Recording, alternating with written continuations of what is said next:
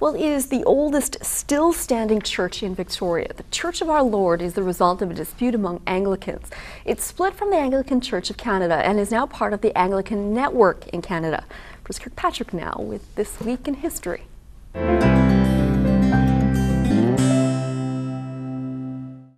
On the 16th of January, 1876, former members of Victoria's Christ Church Cathedral, who had broken with the Church of England, celebrated their first service in their new building at Blanchard and Humboldt, backing onto the tidal flats where the Empress Hotel now stands.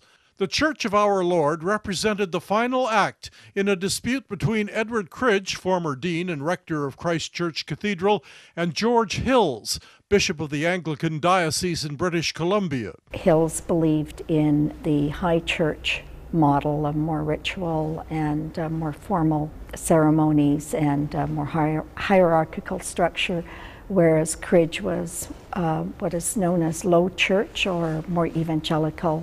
At a service at Christ Church in 1872, Archdeacon Rees preached ritualism. Then Cridge stood up. When he got up to announce the next hymn, couldn't contain himself and let loose and denounced what had been said in the sermon. That was met with stunned silence, and then the congregation burst out into clapping and stomping.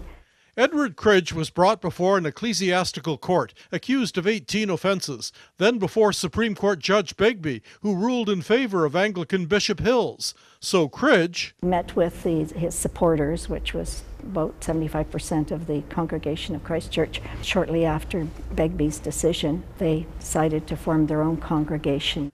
Cridge took such notables as Sir James Douglas and John Helmken with him. Their pews still exist at the Church of Our Lord. Edward Cridge and his wife Mary worked to make living conditions better in jails and promoted education and more.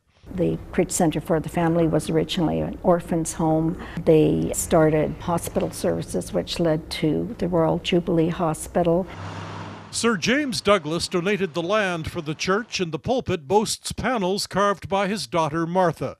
The Appleton organ has been providing music since it was made in Boston in the late 1820s. This is a National Historic Site created by a congregation who changed their church and kept their beliefs.